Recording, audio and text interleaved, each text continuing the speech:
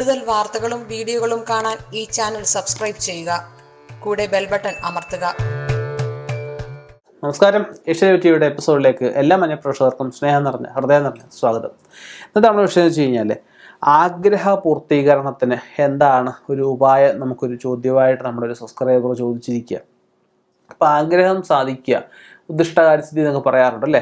അപ്പം ആഗ്രഹം സാധിക്കുക ഒരുപാട് ദേവതാ സങ്കല്പങ്ങൾ, ഒരുപാട് മന്ത്രജപങ്ങളും ഹോമങ്ങളും വ്രതാനുഷ്ഠാനങ്ങൾ, പുണ്യക്ഷേത്ര ദർശനങ്ങൾ, പുണ്യ സ്നാനഘട്ടങ്ങളിൽ പോയി നമുക്ക് ഉദാഹരണം രാമേശ്വരത്തൊക്കെ ഒരുപാട് കിണറുകളൊക്കെ പറയണം. അവിടെ ഓരോ കിണറ്റിലും കുളിച്ച് കഴിഞ്ഞാൽ ഓരോ ഫലങ്ങളെയൊക്കെയാണ് പറയപ്പെടുന്നത്.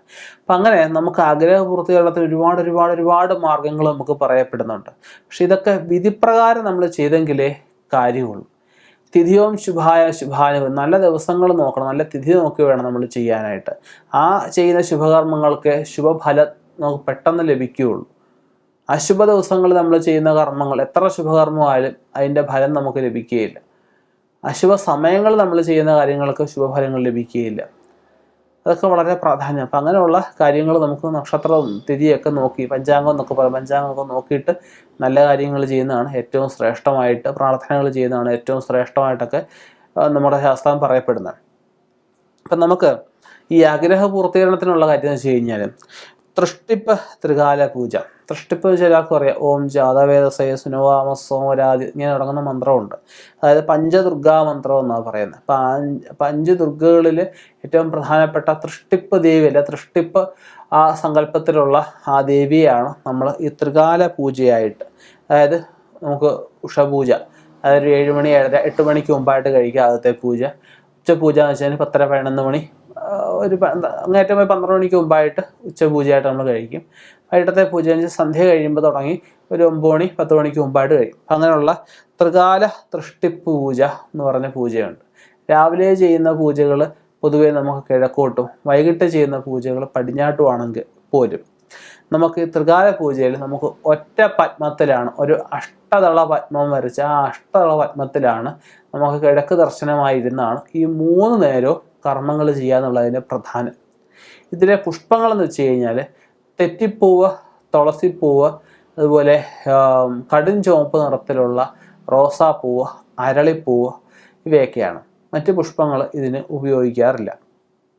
ഇതിന് വിളക്ക്, കെടാവിളക്കായിട്ട് നമുക്ക് ഈ പൂജ തുടങ്ങുമ്പോൾ കത്തിക്കുന്ന വിളക്ക് പൂജ, രാത്രിയിലത്തെ പൂജ കഴിഞ്ഞ് നമുക്കിത് അണയ്ക്കുകയുള്ളൂ. ഇതിൽ നെയ്യ് ഒഴിച്ചാണ് കത്തിക്കുക എന്നുള്ളത് വളരെ പ്രധാനമാണ്. അതുപോലെ ഈ വിളക്കിൽ നമുക്ക് അലങ്കാരമായിട്ട് ചുവപ്പ് നിറത്തിലുള്ള പട്ടയെ ഉപയോഗിക്കാറുള്ളൂ. ഇതിൽ ചുവപ്പ് ചെന്താമര, അതായത് ചുവപ്പ് താമര അല്ലെങ്കിൽ റോസ് താമര ആയാലും മതി, താമര, മുല്ലപ്പൂമാല, അരളിമാല, തുളസിമാല, അതുപോലെ നാരങ്ങാമാല, ഇവയൊക്കെ വളരെ പ്രധാനമാണ്. ഇവയൊക്കെ കൊണ്ട് വേണം അത് അലങ്കരിക്കാനായിട്ട്. അലങ്കരിച്ച് വേണം നമ്മൾ പൂജ കഴിക്കാനെന്നാണ് പറയപ്പെടുന്നത്. ഇതിൽ നമുക്ക് രാവിലെ നമ്മൾ കഴിക്കുമ്പോഴത്തേക്കും നമുക്കവിടെ പായസം, പാൽപ്പായസം, വെള്ള നിവേദ്യം നമ്മൾ നിവേദിക്കുമെങ്കിലും നമുക്ക് പ്രസന്ന പൂജയാകുമ്പോൾ കരിക്ക് നിവേദിക്കുകയും, ഉച്ചപൂജ ആകുമ്പോഴത്തേക്കും കരിക്കും ഉണ്ണിയപ്പവും നിവേദിക്കുകയും, അത്താഴ പൂജ അതായത് രാത്രി നമ്മൾ ചെയ്യുന്ന പൂജയാകുമ്പോഴത്തേക്കും കരിക്കും തുറുമധുരവും അതിനോടൊപ്പം തന്നെ തെരളിയോ അടയോ അങ്ങനെ എന്തെങ്കിലും കൂടെ നിവേദിച്ച് വേണം നമ്മൾ പൂജ കഴിക്കാനെന്ന് പറയപ്പെടുന്നുണ്ട്. ഇവിടെ നമുക്ക് ദേവിമാരുടെ എല്ലാവരുടെയും സൂക്തങ്ങൾ, ദേവിമാരുടെ എല്ലാവരുടെയും മന്ത്രങ്ങൾ, പ്രത്യേകിച്ച് ലളിതാ സഹസ്രനാമം, ലളിതാ സപ്തശതി, ലളിതാ തൃശ്ശതി, ഇങ്ങനെയൊക്കെയുള്ള എല്ലാ മന്ത്രങ്ങളും നമുക്ക് ഈ പൂജയിൽ ഉപയോഗിക്കാവുന്നതാണ്. ഇത് നമുക്ക് ഒരു വർഷക്കാലം നമുക്ക് ഗണപതി ഹോമത്തിനോടൊപ്പം തന്നെ ഈ ത്രികാല ദൃഷ്ടി പൂജ നമ്മുടെ ഭവനത്തിൽ ചെയ്യുകയാണെങ്കിൽ വലിയ ചിലവൊന്നുമുള്ള കാര്യമല്ല.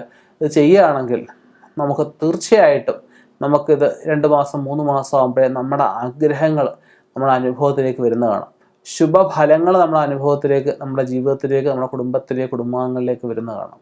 ഇത് വൃത്തിയായിട്ടും വ്രതശുദ്ധിയായിട്ടും മനസ്സ് ഏകാഗ്രമായിട്ടും കുടുംബത്തിൽ ആരുടെയെങ്കിലും നക്ഷത്രത്തിനോ അല്ലെങ്കിൽ മലയാള മാസത്തിൽ 1-ാം തീയതിയോ അല്ലെങ്കിൽ ആദ്യത്തെ അവസാനത്തെ ചൊവ്വാഴ്ചയോ വെള്ളിയാഴ്ചയോ ഞായറാഴ്ചയോ നമ്മുടെ ഭവനത്തിൽ വെച്ചോ അല്ലെങ്കിൽ നിശ്ചയിക്കപ്പെട്ട കർമ്മിയുടെ ഭവനത്തിൽ വെച്ചോ ചെയ്യാം.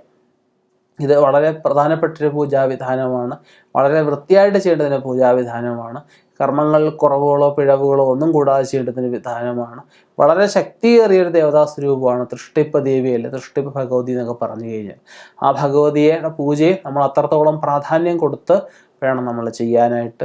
നമ്മൾ വിശ്വസിച്ച് ചെയ്യുന്ന ഏതൊരു പൂജയ്ക്കായാലും 100% ഭഗവതി അല്ലെ ഭഗവാൻ പ്രസാദിക്കുമെന്ന ഒരു ഉറപ്പ്, മനസ്സ് ചാഞ്ചല്യം ഉണ്ടാവാൻ പാടില്ല. അപ്പം ഈ പൂജകൾ നമുക്ക് ആഗ്രഹ സാഫല്യത്തിന് ആർക്ക് വേണമെങ്കിൽ നമുക്കിവിടെ ചെയ്യാവുന്നതാണ്. നിങ്ങൾക്ക് ഇഷ്ടമുള്ള നല്ല കർമ്മികളെ കൊണ്ടും ചെയ്യിപ്പിക്കാവുന്നതാണ്. ഇനിയും ഇതുപോലെയുള്ള വ്യത്യസ്തമായ ആചരണ രീതികളുമായിട്ട്, ഉപാസന രീതികളുമായിട്ട് കണ്ടുമുട്ടാം എന്ന ശുഭപ്രതീക്ഷ നടത്തുന്നു. നന്ദി, നമസ്കാരം. കൂടുതൽ വാർത്തകളും വീഡിയോകളും കാണാൻ ഈ ചാനൽ സബ്സ്ക്രൈബ് ചെയ്യുക. കൂടെ ബെൽ ബട്ടൺ അമർത്തുക.